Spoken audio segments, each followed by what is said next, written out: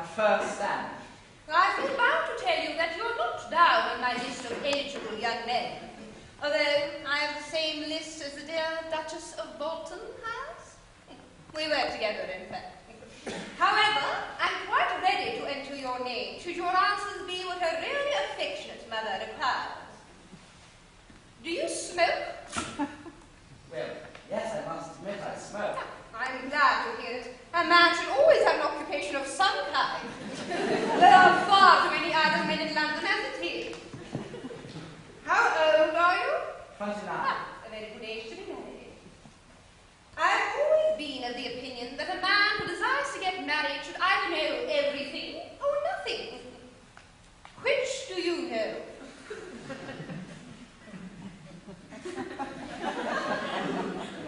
I know nothing, Lady Bracknell. I'm pleased to hear it. I do not approve of anything that tampers with natural ignorance. Ignorance is like a delicate exotic fruit. Touch it and the bloom is gone. The whole theory of modern education is radically unsound. But fortunately in England, at any rate, education produces no effect whatsoever. If it did, it would prove a serious danger to the upper class. What is your income? Between 7,000 and 8,000 a year. In land or in investments? In investments, chief. That is satisfactory. But between the duties expected from one during one's lifetime and the duties exacted from one after one's death, land has ceased to be either a profit or a pleasure. It gives one position but prevents one from keeping it up. That's all that can be said about land. Well, I have a country house, of course, with some land attached to it. About 1,500 acres, I believe. But I don't depend on that for my real income. In fact, as far as I can make out, the poachers are the only people who can make anything out of it. A country house? How many bedrooms? Well, that point can be cleared up afterwards. The other townhouse, I hope, a girl with a simple, unspoiled nature like Gwendolyn could hardly be expected to reside in the country. Well, I own a house in Belgrave Square. What number in Belgrave Square? 149. The unfashionable side. I thought there was something. However, that could easily be altered. Do you mean the fashion or the style? Both, if necessary, as we do. And now, to minor matters. Are your parents living? I have lost both my parents. To lose one parent, Mr. Worthing, may be regarded as a misfortune. To lose both looks like carelessness.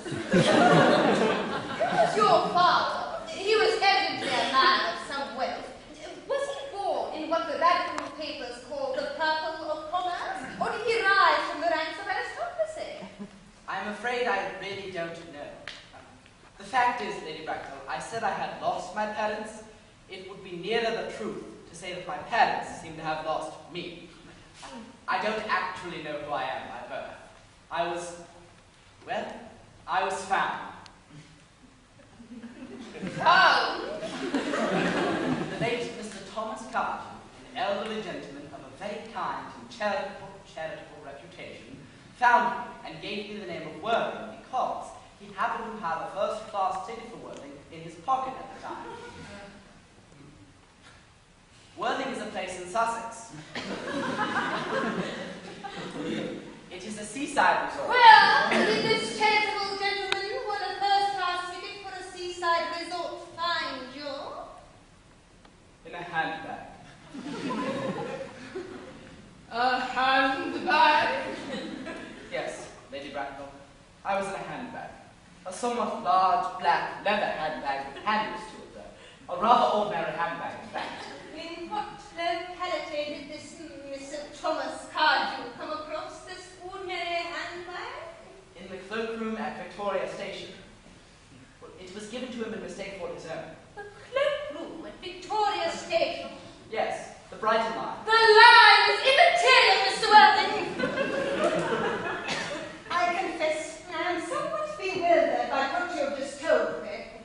To be worn, or at any rate read in a handbag, whether it had handles or not, seems to me to display a contempt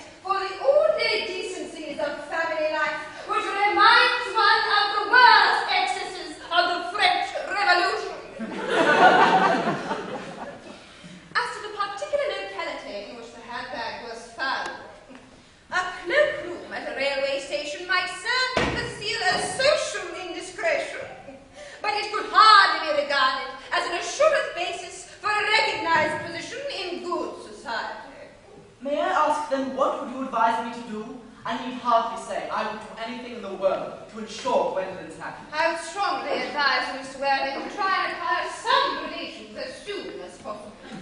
And make a definite effort to produce at any rate one parent of either sex before the season is quite over.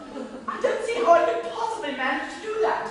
I could produce the handbag at any moment. It is in my dressing room at home. I really think that should satisfy you, Lady Bracknell.